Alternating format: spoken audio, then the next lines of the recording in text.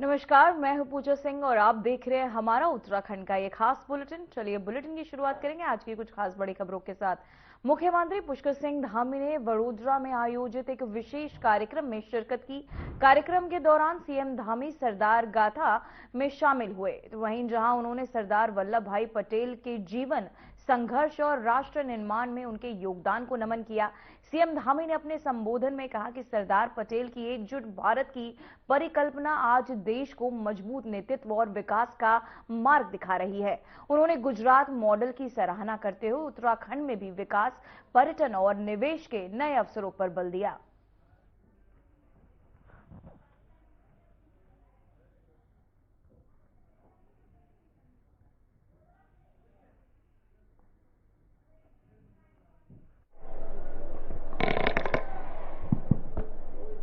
भारत माता की, भारत माता की।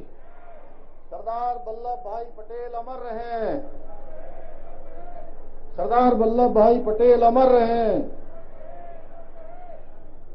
गुजरात में सरदार 158 राष्ट्रीय पद यात्रा के इस अवसर पर आज के कार्यक्रम के मुख्य अतिथि, जिनका हम सबको अभी यहाँ पर संबोधन मिलेगा, भारत सरकार के यशस्वी रक्षा मंत्री आदरणीय राजनाथ सिंह जी, राज्यपाल पंजाब आदरणीय गुलाब चंद कटारिया जी, इस पूरी यात्रा का संयोजन करने वाले भारत सरकार के खेल मंत्री आदरणीय मनसुख भाई मांडविया जी, केंद्रीय राज्य मंत्री शोभा करंदलाजे जी, माननीय मंत्री गुजरात कुंवर जी, अशोक जी, जीतू भाई, कांति भाई अमृतिया, मनसुख बासवा जी माननीय सांसद, हेमंत जोशी जी माननीय सांसद, अक्षय पटेल जी इस क्षेत्र के विधायक,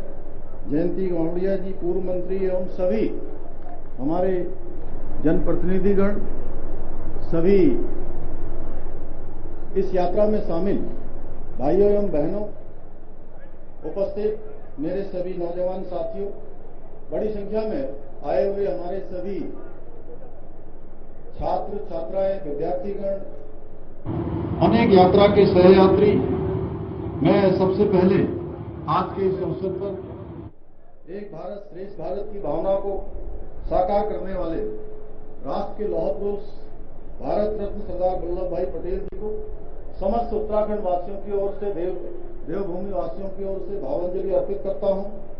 साथ ही मैं मंच पर विराजमान देश के यशस्वी रक्षा मंत्री और भारत की राजनीति के अजात शत्रु राजनेता आदरणीय राजनाथ सिंह जी का भी अपनी ओर से, देवभूमि वालों की ओर से, सबकी ओर से अभिनंदन करता हूं। ये हम सभी के लिए बहुत सौभाग्य का विषय है कि आज के इस कार्यक्रम के अवसर पर हमें आदरणीय राजनाथ सिंह जी का मार्गदर्शन प्राप्त हो रहा है। आपका मार्गदर्शन निश्चित रूप से हम सबका पाथेय भी होगा और हम सबके अंदर ऊर्जा का संचार भी होगा। भाइयों बहनों, ये हमारे लिए अत्यंत गर्व का विषय है कि आज मुझे लौह पुरुष सरदार वल्लभ भाई पटेल की 150वीं जयंती के अवसर पर उनकी जन्मस्थली से स्टैच्यू ऑफ यूनिटी तक 190 किलोमीटर लंबी इस राष्ट्रीय एकता पदयात्रा में प्रतिभाग करने का शुभ अवसर प्राप्त हुआ है और सरदार पटेल की अदम्य इच्छा शक्ति, दूरदर्शिता और समर्पण के माध्यम से अखंड भारत के स्वप्न को उन्होंने साकार किया। वो सच्चे अर्थों में आधुनिक भारत के निर्माता थे। स्वतंत्रता प्राप्ति से पूर्व खेड़ा और बारदोली के किसानों के आंदोलन में अन्याय के विरुद्ध उनके द्वारा किए गए संघर्ष ने उन्हें भारत में लोकप्रिय बना दिया था। बारदोली सत्याग्रह की सफलता के बाद ही देश ने उन्हें आदरपूर्वक सरदार की उपाधि से सम्मानित किया। उन्होंने अपने बैरिस्टर का प्रतिष्ठित बैरियर और व्यक्तिगत सुख सुविधाएं त्याग कर जीवन राष्ट्र सेवा के लिए समर्पित किया था। भाइयों बहनों, आजादी के बाद जिस प्रकार से उन्होंने देश की 562 से भी अधिक रियासतों को भारत में विलय किया, सच में वो बहुत बड़ा महान कार्य था। विस्तृत एवं एकीकृत भारत के निर्माण में देश के पहले उप प्रधानमंत्री और गृह मंत्री के रूप में सरदार पटेल की दूरदर्शिता और कूटनीति की अमर गाथा युगों युगों तक अमर रहेगी। परंतु राजनीतिक दुर्भावनाओं के कारण कांग्रेस ने षड्यंत्र पूर्वक सरदार पटेल जी के योगदान को इतिहास से ओझल करने का प्रयास किया। कांग्रेस और वामपंथियों ने सरदार पटेल जैसे लौह पुरुष को पीछे धकेलकर कुछ नेताओं की कृत्रिम छवि को गढ़ने का काम किया। कांग्रेस ने हमेशा वही नेता महान बताए जो एक विशेष परिवार से आते थे, लेकिन जिन्होंने 562 रियासतों को जोड़ने का काम किया, उन्हें इतिहास की किताबों के कोनों की लाइनों में सीमित करने का काम कांग्रेस के शासनकाल में देश की आजादी के बाद हुआ। सरदार पटेल की लोकप्रियता और निर्णायक नेतृत्व कांग्रेस को हमेशा असहज करता रहा। कांग्रेस के शीर्ष नेतृत्व को डर था कि अगर सरदार पटेल का कद स्वीकार कर लिया गया तो आजादी के बाद कांग्रेस का वास्तविक नेता कौन था, ये प्रश्न हमेशा खड़ा रहेगा। आज जो भारत एक राष्ट्र के रूप में खड़ा है, वो सरदार पटेल की कूटनीति, साहस, दृढ़ इच्छा शक्ति का परिणाम है। लेकिन कांग्रेस की राजनीति ने राष्ट्र निर्माता को किनारे करने का, श्रेय की माला किसी और के गले में डालने का प्रयास किया। यहां तक कि उनके अंतिम संस्कार में भी कांग्रेस ने अपने वरिष्ठ नेताओं को जाने से रोका। भारत को एक करने वाले लौह पुरुष को भुलाने की कोशिश करने वाले ये भूल गए कि जो इतिहास बनाया जाता है वो मिट जाता है, और जो इतिहास रचा जाता है वो सदियों तक याद रखा जाता है, सदियों तक उसकी गूंज रहती है। भाइयों बहनों, जहां कांग्रेस ने सरदार पटेल जी का तिरस्कार किया, वहीं आदरणीय प्रधानमंत्री श्री नरेंद्र मोदी जी ने सरदार पटेल जी की जयंती को राष्ट्रीय एकता दिवस के रूप में मनाने का निर्णय लिया और उनको सच्ची श्रद्धांजलि अर्पित करने का काम किया। आज आदरणीय प्रधानमंत्री जी ने सरदार पटेल जी से प्रेरणा लेकर एक भारत श्रेष्ठ भारत के मंत्र के साथ भारत की एकता, अखंडता और राष्ट्रीय गौरव को नई ऊंचाइयों पर पहुंचाने का कार्य किया है। उन्होंने जम्मू कश्मीर से धारा 300 समाप्त कर सरदार पटेल और श्यामा प्रसाद मुखर्जी जी के एक देश एक विधान एक संविधान के संकल्प को साकार करने का काम किया है। साथ ही सरदार पटेल के प्रति राष्ट्र की कृतज्ञता प्रकट करने के लिए एक और उन्होंने जहां गुजरात के केवड़िया में विश्व की सबसे ऊंची प्रतिमा स्टैच्यू ऑफ यूनिटी का निर्माण कराया, वहीं उनके जन्म दिवस पर रन फॉर यूनिटी का आयोजन कर देश के युवाओं को सरदार पटेल के बताए हुए मार्ग पर चलने के लिए प्रेरित किया। इसी के क्रम में उनके 150वीं जयंती वर्ष को ऐतिहासिक रूप देने के उद्देश्य से देश भर में 150 यूनिटी मार्च का आयोजन कर सरदार पटेल की एकता और समरसता को संदेश को देश भर तक पहुंचाने का काम किया गया है। आज मुझे बताया गया कि करोड़ों लाखों लोग इस यात्रा में सहयात्री बनकर देश के पूरे गुजरात के अंदर इस यात्रा को एक उत्सव के रूप में मनाने का काम कर रहे हैं। देश भर में भी इसको एक उत्सव के रूप में मनाया गया है। इस अभियान के अंतर्गत हमने देवभूमि उत्तराखंड में भी प्रत्येक जनपद में एकता यात्रा का आयोजन किया है। मैंने भी 4 स्थानों पर इस एकता यात्रा में प्रतिभाग किया। इसके माध्यम से हमने नशा मुक्ति, योग और स्वास्थ्य जैसे और हमारे राज्य के अंदर जो हस्तशिल्प और स्वदेशी उत्पादों के प्रचार प्रसार की दिशा में विशेष प्रयास इस यात्रा के माध्यम से किए हैं। इस यात्रा के दौरान हमने ग्राम सभाओं में जनसंवाद कार्यक्रमों का आयोजन कर जनता की विभिन्न समस्याओं के समाधान का प्रयास किया है। वहीं अनेक सांस्कृतिक कार्यक्रमों का भी आयोजन किया है। सरदार उपवन विकसित करके पर्यावरण संरक्षण की दिशा में भी हमने महत्वपूर्ण पहल की है। भाइयों बहनों, सरदार पटेल की प्रेरणा और आदरणीय प्रधानमंत्री जी के मार्गदर्शन में हमारी सरकार ने सभी नागरिकों के लिए एक समान अधिकार और एक समान कानून लागू करने के उद्देश्य से देवभूमि उत्तराखंड में इस वर्ष जनवरी से उत्तराखंड में रहने वाले किसी भी पंथ, किसी भी वर्ग और किसी भी समुदाय के सभी लोगों के लिए एक समान कानून लागू कर दिया है, समान नागरिक संहिता लागू कर दी है। आज के इस अवसर पर हम सभी को संकल्प लेना है कि हम सभी पटेल के आदर्शों का अनुसरण करते हुए देश की एकता और अखंडता को सर्वोच्च प्राथमिकता देते हुए उनके बताए हुए मार्ग पर चलेंगे। मुझे पूरा विश्वास है कि एक भारत श्रेष्ठ भारत के संकल्प को अपने जीवन में उतारते हुए आदरणीय प्रधानमंत्री जी के विकसित एवं आत्मनिर्भर भारत के निर्माण के में जो विकल्प रही संकल्प है, उस संकल्प को पूरा करने में हम सभी अपना योगदान देंगे। इन्हीं शब्दों के साथ एक बार फिर से पुनः मैं सरदार पटेल को अपनी श्रद्धांजलि देते हुए, उनको नमन करते हुए और आप सबका एक बार फिर से हृदय से अभिनंदन करते हुए अपनी बात को समाप्त करता हूं। बहुत बहुत धन्यवाद। आप सभी के सामने आदरणीय श्री पुष्कर सिंह धामी जी तालियों के साथ अभिवादित करेंगे। बहुत बहुत शुक्रिया। तो वहीं हरिद्वार में आयोजित अंतर्राष्ट्रीय संस्कृत सम्मेलन में मुख्यमंत्री पुष्कर सिंह धामी ने हिस्सा लिया। इस अवसर पर उन्होंने संस्कृत भाषा के उत्थान और विकास के लिए उत्तराखंड सरकार द्वारा किए जा रहे प्रयासों का विस्तार से जानकारी भी दी। सीएम धामी ने कहा कि उत्तराखंड देवभूमि और साथ ही होने के साथ साथ संस्कृत की प्रकृति भूमि भी है, जहां इस प्राचीन भाषा को संरक्षित और समृद्ध करने के लिए लगातार कार्य किए जा रहे हैं। तो मैं आपको बताते चले, हरिद्वार में संस्कृत सम्मेलन आयोजित किया गया, जहां मुख्यमंत्री सीएम पुष्कर सिंह धामी उपस्थित रहे। साथ ही इस दौरान संस्कृत को लेकर उन्होंने सभी को इसकी विशेषताएं बताई। हरिद्वार में आयोजित अंतर्राष्ट्रीय संस्कृत सम्मेलन में मुख्यमंत्री पुष्कर सिंह धामी ने हिस्सा लिया।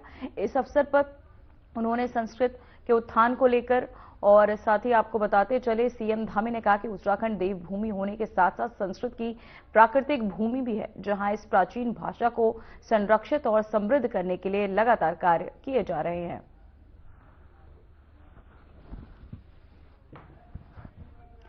तो वह हरिद्वार में संस्कृत सम्मेलन का आयोजन किया गया। सीएम धामी ने संस्कृत सम्मेलन के दौरान अपने विचार भी साझा किए, संस्कृत उत्थान पर चर्चा की। तो वहीं उन्होंने ये भी कहा कि उत्तराखंड देवभूमि संस्कृत को आपको बताते चले, विचार उत्थान पर भी इस दौरान उत्तराखंड में के दौरान संस्कृत सम्मेलन में उन्होंने चर्चाएं की।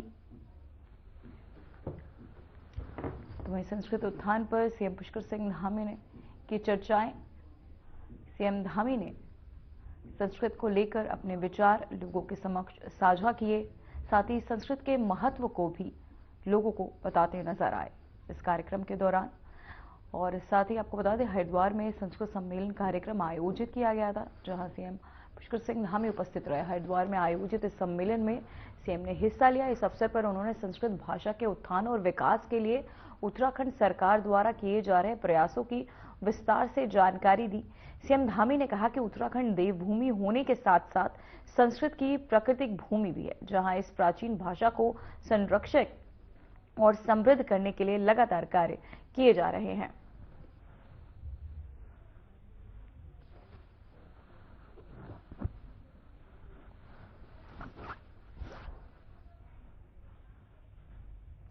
तो वहीं नंदा गौरा योजना के लिए आवेदन की अंतिम तिथि अब 20 दिसंबर तक बढ़ा दी गई है। यह निर्णय कैबिनेट मंत्री रेखा आर्या के निर्देशों के बाद विभाग द्वारा लिया गया है। पहले आवेदन की अंतिम तिथि 30 नवंबर निर्धारित थी। तो वहीं कैबिनेट मंत्री रेखा आर्या ने बताया कि कन्या जन्म के आधार पर योजना का लाभ लेने और 12वीं उत्तीर्ण करने के बाद सहायता प्राप्त करने हेतु अब तक 30,000 से अधिक आवेदन प्राप्त हो चुके हैं। जन मिलन कार्यक्रमों के दौरान कई लोगों ने बताया कि पात्र होने के बावजूद वे विभिन्न कारणों से आवेदन नहीं कर पाए। इन्हीं समस्याओं को देखते हुए सरकार ने समय सीमा बढ़ाने का निर्णय भी लिया है। तो वहीं आपको बताते चले, 30,000 से अधिक आवेदन भरे गए। मंत्री रेखा आर्या का ये बड़ा निर्णय जो है देखने को मिला, जिसके दौरान कैबिनेट मंत्री रेखा आर्या ने भी इस दौरान बताया। और साथ ही ये बड़ा निर्णय माना जा रहा है, नंदा गौरा योजना के लिए आवेदन की अंतिम तिथि अब 20 दिसंबर तक बढ़ा दी गई है। ये निर्णय कैबिनेट मंत्री रेखा आर्या के निर्देशों के बाद विभाग द्वारा लिया गया। पहले आवेदन की अंतिम तिथि 30 नवंबर निर्धारित की गई थी। कैबिनेट मंत्री रेखा आर्या ने बताया कि कन्या जन्म के आधार पर योजना का लाभ लेने और 12वीं उत्तीर्ण करने के बाद सहायता प्राप्त करने हेतु अब तक 30,000 से अधिक आवेदन प्राप्त हो चुके हैं। जन मिलन कार्यक्रम के दौरान कई लोगों ने बताया कि पात्र होने के बावजूद वे विभिन्न कारणों से आवेदन नहीं कर पाए। इन्हीं समस्याओं को देखते हुए सरकार ने समय सीमा बढ़ाने का निर्णय भी लिया है। तो वहीं आपको बताते चले, मंत्री रेखा आर्या का ये बड़ा निर्णय, जहां इस तारीख भी बढ़ाई गई। नंदा गौर आवेदन तिथि जो है से बढ़ा दी गई है। अब 30,000 से अधिक आवेदन भी आए हैं। तो मैं आपको बताते चले, नंदा गौर योजना को लेकर ये बड़ी खबर जो है सामने आ रही है।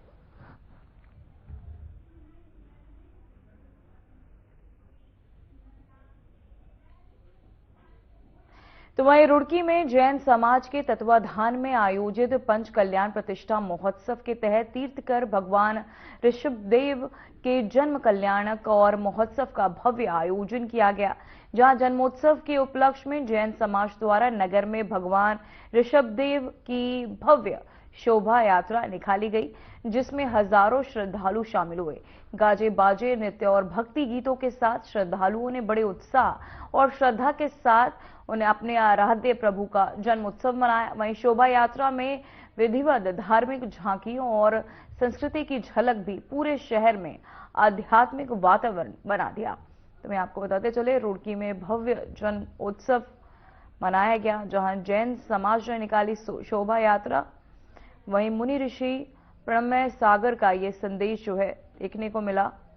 संस्कृत संरक्षण पर भी जोर देते इस दौरान वो नजर आए। तो मैं आपको बताते चले, हजारों श्रद्धालु इस दौरान इस शोभा यात्रा में शामिल हुए। रुड़की में जैन समाज के तत्वाधान में आयोजित ये पंच कल्याणक प्रतिष्ठा महोत्सव के तहत तीर्थकर भगवान ऋषभदेव के जन्म कल्याणक महोत्सव का ये भव्य आयोजन किया गया। जन्मोत्सव के उपलक्ष्य में जैन समाज द्वारा नगर में भगवान ऋषभदेव की भव्य शोभा यात्रा निकाली गई, जिसमें हजारों श्रद्धालु शामिल हुए। गाजे बाजे, नृत्य और भक्ति गीतों के साथ श्रद्धालुओं ने बड़े उत्साह और श्रद्धा के साथ अपने आराध्य प्रभु का जन्म महोत्सव मनाया। साथ ही आपको बताते चले, शोभा यात्रा में विविध झांकियां और संस्कृति की झलक भी पूरे शहर में आध्यात्मिक वातावरण बना गई। रुड़की में भव्य जन्मोत्सव, जहां जैन समाज ने निकाली शोभा यात्रा, जहां हजारों श्रद्धालुओं ने इस शोभा यात्रा में भाग लिया। संस्कृत संरक्षण पर भी इस दौरान जोर देते नजर आए।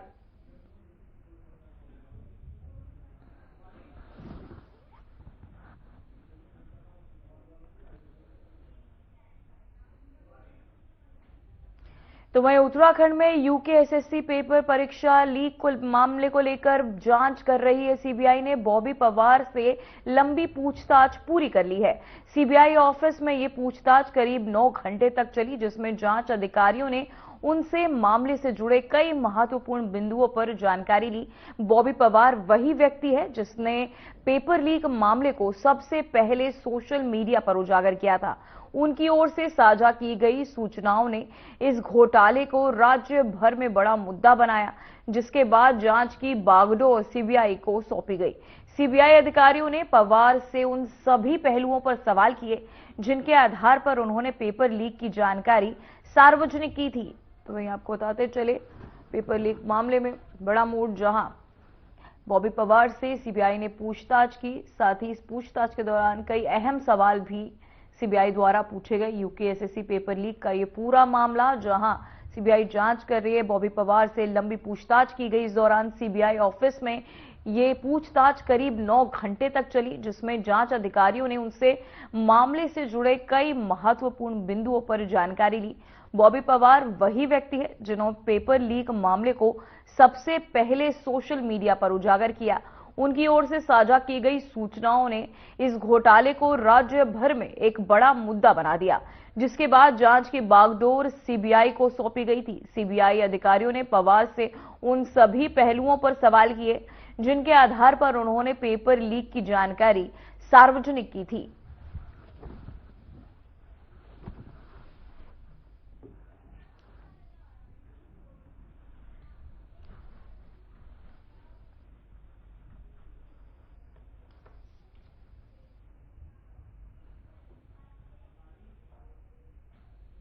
तो वहीं हल्द्वानी से खबर सामने आ रही, सुप्रीम कोर्ट ने रेलवे अतिक्रमण पर की सुनवाई। रेलवे की भूमि पर अतिक्रमण मामले में सुनवाई। सुरक्षा के तहत पुलिस प्रशासन ने की तैयारियां। पुलिस ने खुफिया तंत्र भी सक्रिय कर दिया है। वहीं बनभूलपुरा में ट्रैक किनारे हजारों मकान, रेलवे 29 एकड़ भूमि पर करीब 4,365 है अतिक्रमणकारी। वहीं सुप्रीम कोर्ट ने फैसले आने के पहले एक्शन लिया। नैनीताल पुलिस ने 21 लोगों को हिरासत में लिया है। वहीं 121 लोगों के खिलाफ की गई चालान की कार्रवाई। सोशल मीडिया पर नैनीताल पुलिस की लगातार निगरानी बनी हुई है। तो वहीं आपको बताते चले, खबर सामने आ रही है जहां 29 एकड़ भूमि पर करीब 4,356 आपको बता दें, वहीं सुप्रीम कोर्ट ने फैसला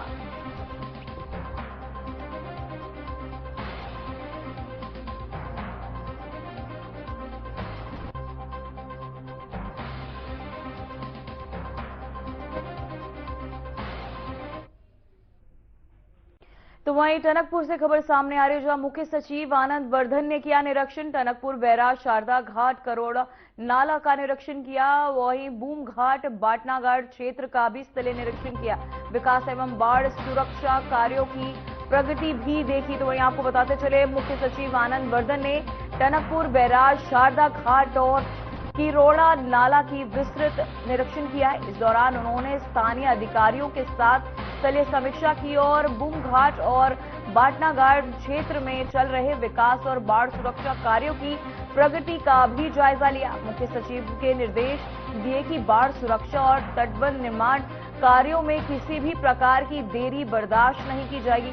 उन्होंने अधिकारियों को समयबद्ध तरीके से सभी कार्य पूरे करने और गुणवत्ता को सर्वोच्च प्राथमिकता देने के निर्देश भी दिए। तो वहीं आपको बताते चले, टनकपुर से बड़ी खबर सामने आ रही है जहां मुख्य सचिव ने किया निरीक्षण, साथ ही बाढ़ सुरक्षा कार्यों की पड़ताल की गई।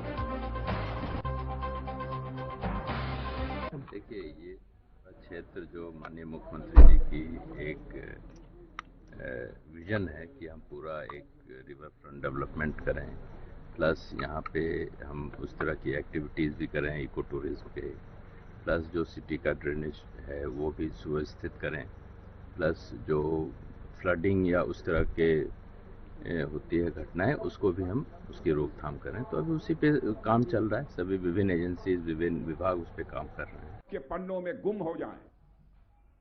फिलहाल बुलेटिन में इतना ही। मुझे दीजिए